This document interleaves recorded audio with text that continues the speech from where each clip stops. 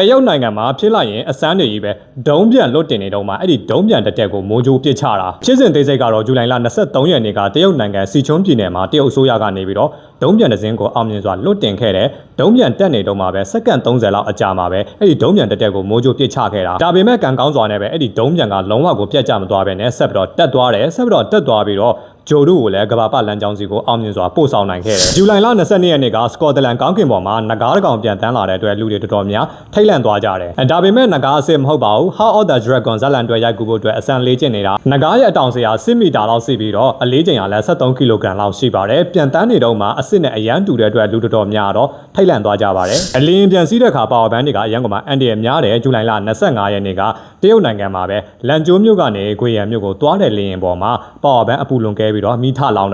ကံကောင်းတာတခုကတော့လေရင်ကလေရင်ကွင်းပေါ်ဆက်ရောက်ပြီးသားဖြစ်နေလို့လေရင်ဝန်ထမ်းတွေကလည်းတွေးမြန်ပြီးတော့ကာကွယ်နိုင်ခဲ့တဲ့အတွက်ဘယ်သူမှကိုထိခိုက်ဒဏ်ရာရရှိမှုမရှိခဲ့ပါဘူး။ဒါ AI နဲ့လှုပ်ထားတာမဟုတ်ပါဘူး။ဇူလိုင်လ25ရက်နေ့က Greenland နိုင်ငံမှာတောင်တထောင်အရွယ်စားလောက်ရှိတဲ့ရေခဲတုံးကြီးပင်လယ်ထဲကိုမျောနေတာပါ။ရေခဲတွေစုပုံလာတာနှစ်ပေါင်းကြာလာတော့ပင်လယ်ထဲမှာရေခဲတောင်ကြီးတွေလိုဖြစ်လာတယ်။အဲ့ဒီရေခဲတောင်ကြီးတွေကနှစ်ပေါင်းကြာလာတော့တချို့တလေကကွဲအပ်သွားတယ်။ဒါမှမဟုတ်ဆိုလို့ရှိရင်လည်းတစ်စိတ်တစ်ပိုင်းကျိုးကျသွားတယ်။အဲ့ဒီကျိုးကျသွားတဲ့အတုံးကြီးတွေကပင်လယ်ထဲကိုမျောလာတာ